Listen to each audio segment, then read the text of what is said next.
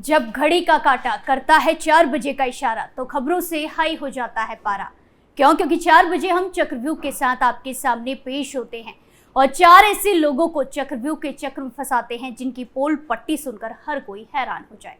नमस्कार, capital TV में आपका स्वागत है और मैं आपके साथ प्रिया बिस्ट।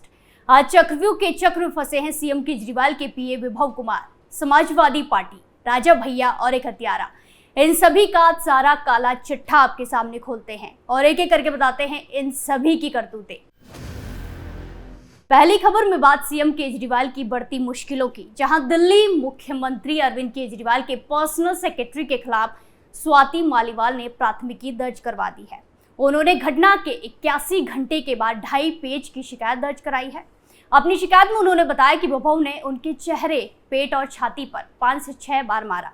मालीवाल ने अपनी शिकायत में बताया है कि मैं सीएम आवास के ड्राइंग रूम तक गई और वहां इंतजार कर रही थी। तभी उनका पर्सनल स्टाफ आया और गालियां देने लगा, बिना किसी उकसावे के थप्पड़ मारा। मैंने शोर मचाया और कहा कि मुझे छोड़ दो, जाने दो, लेकिन वो मारता रहा।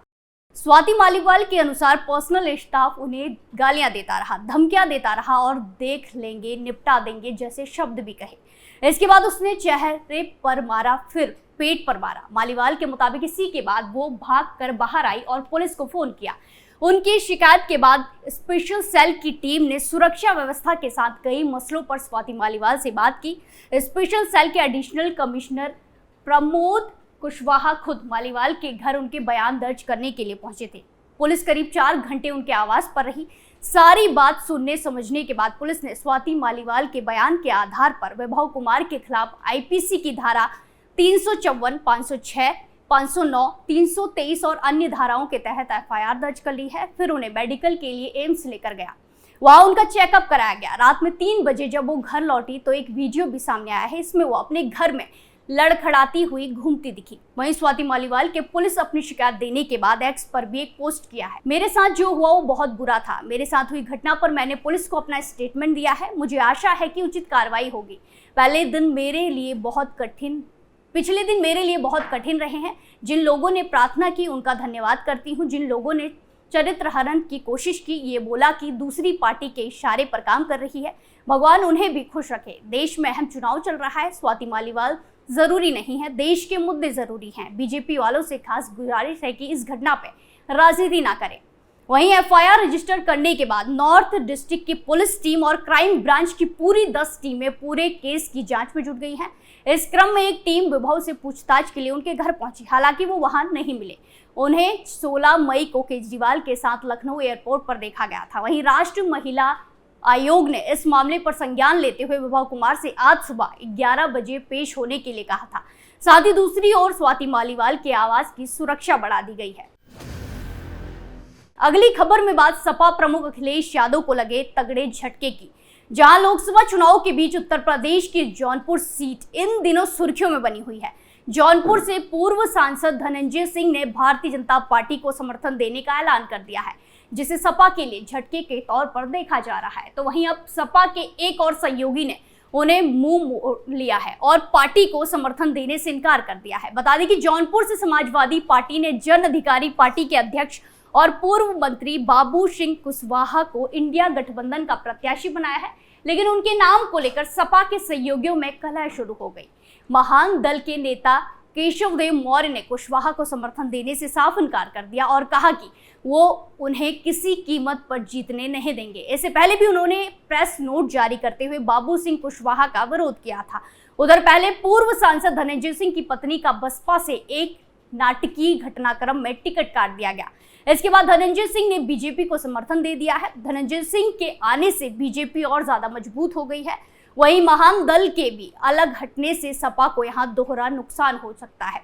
बता दें कि जौनपुर सीट पर छठे चरण में 25 मई को वोटिंग होगी। इस सीट पर बीजेपी ने कृपा शंकर सिंह को टिकट दिया है, तो वहीं बसपा से श्याम सिंह यादव मैदान में उतरे हैं। अगली खबर में बात राजा भैया की, जहां उत्तर प्रदेश की कुंडा सीट से विधायक और जनसत्ता दल लोकतांत्रिक के अध्यक्ष राजा भैया उर्फ रघुराज प्रताप सिंह के साथ बीजेपी की बात नहीं बन पाई, जिसके बाद उन्होंने किसी भी दल को अपना समर्थन देने से इनकार कर दिया है। राजा भैया से बातचीत टूटने के बाद अब भारतीय जनता पार्टी के उम्मीदवार विनोद सोनकर ने राजा भैया को सख्त तेवर दिखाते हुए कुंडा और बाबागंज सीट को लेकर बड़ा ऐलान कर डाला है। ऐसा दावा सोशल मीडिया पर वायरल एक वीडियो में किया जा रहा है, लेकिन सच्चाई कुछ और है। दरअसल जिस वीडियो का जिक्र आज के समय में किया जा रहा है वो साल 2022 का है। कौशाम्बी सीट से भाजपा प्रत्याशी का ये 2 साल पुराना वीडियो ऐसे वक्त में वायरल हो रहा है जब एक दिन पहले ही वो केंद्रीय मंत्री संजीव बालियान के साथ राजा भैया के घर में उनका समर्थन मांगने पहुंचे थे, लेकिन बात नहीं बन पाई है। विनोद सोनकर से राजा भैया की नाराजगी भारी पड़ी और उन्होंने प्रतापगढ़ और कौशाम्बी सीट पर भाजपा का समर्थन देने से इनकार कर दिया। अब एक वीडियो में दावा किया जा रहा है कि बीजेपी से बातचीत टूटने के बाद विनोद सोनकर कौशाम्बी में एक जनसभा को संबोधित करते हुए राजा भैया की कुंडा सीट और बाबागंज सीट जिस पर उनकी पार्टी का विधायक को लेकर बड़ा दावा कर डाला। इस वीडियो में विनोद सोनकर कहते दिखाई दे रहे हैं कि अब तो कुंडा और बाबागंज में भी मैदान खाली है या नहीं। इस बार इन दोनों विधानसभाओं में भी कमल खिलने जा रहा है, लेकिन ये वीडियो साल 2022 के विधानसभा चुनाव का है। आखिरी खबर में बात एक हत्याकांड की, जहां उत्तर प्रदेश के सीतापुर से सनसनीखेज हत्याकांड में पुलिस ने खुलासा किया है। एक ही परिवार के 6 लोगों की बेरहमी से हत्या कर दी गई। दिल दहला देने वाली इस वारदात को किसी और ने नहीं बल्कि मृतक अनुराग के भाई अजित ने अंजाम दिया था। आरोपी ने अपना जुर्म कबूल कर लिया है। पुलिस पूछताछ में आरोपी ने हत्याओं को किस तरह अंजाम दिया गया इसका खुलासा किया। पुलिस पूछताछ में आरोपी अजित ने बताया कि उसके पिता वीरेंद्र सिंह का लगभग 1 साल पहले निधन हो गया था। पिता पर किसान क्रेडिट कार्ड का 24 लाख रुपए का लोन था। पिता का कर्ज कौन चुकाएगा, इसको लेकर अजित की अनुराग और उसकी पत्नी प्रियंका से कई बार विवाद भी हुआ था, लड़ाई हुई थी। अनुराग पढ़ा लिखा था लेकिन वो शराब का शौकीन था। ऐसे अजित खुद को समाज में अपमानित महसूस करता था। 10 मई की शाम को अजित अपने गांव पल्हापुर आया। यहाँ उसकी मां सावित्री सिंह और भाभी प्रियंका ने उससे बताया कि अनुराग लोन चुकाने में असमर्थ है। इस बात पर अजित को गुस्सा आ गया। उसने अपने भाई और भाभी को मारने का प्लान बनाया। रात को घर में खिचड़ी बनी।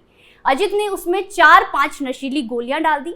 वो सभी के खाना खाने के बाद सोने का इंतजार करने लगा। उसने पुलिस को बताया कि वो केवल भाई और अपनी भाभी को मारना चाहता था, बाकी परिवार के लोगों को नींद की गोलियां खिलाकर सुलाना चाहता था, लेकिन उसका प्लान फेल हो गया। अजित ने बताया कि घर के सभी सदस्य बाहर से खाना खाकर आ गए थे, इसीलिए किसी ने भी खिचड़ी नहीं खाई। ये देखकर अजित अपने कमरे में सोने के बहाने चला गया। रात करीब 2 बजे उसने भाभी प्रियंका के कमरे का मेन स्विच ऑफ कर दिया। बिजली सप्लाई बंद होने से प्रियंका को गर्मी लगने लगी, जिसके चलते वो बाहर आई। प्रियंका के बाहर आते ही अजित ने उसकी गोली मारकर हत्या कर दी।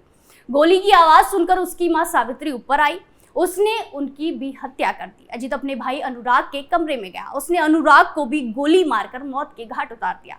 रात में गोली की आवाज सुनकर अनुराग के 3 बच्चे जाग गए। उन्होंने अजित को हत्या करते हुए देख लिया।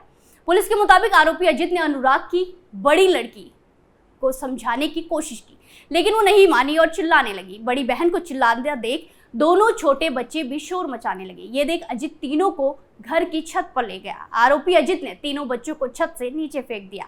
जमीन पर गिरने से तीनों बच्चे गंभीर रूप से घायल हो गए। नीचे आकर उसने अपनी पत्नी को फोन कर झूठी कहानी बताई। फिर आरोपी ने गांव के लोगों को अनुराग द्वारा पूरे परिवार की हत्या कर खुद को गोली मारकर आत्महत्या करने की बात फैला दी।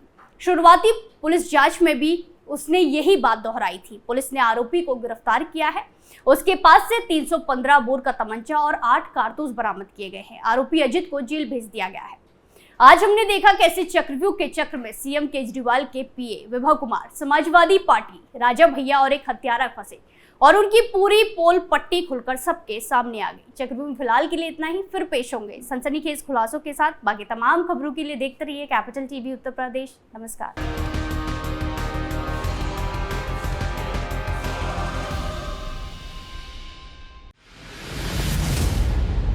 मैं राजनीति करता नहीं, पर राजनीति को बहुत गहरे तक समझता हूं। मैं लोगों के बीच रहता हूं, लोगों के मन को अच्छे से जानता हूं।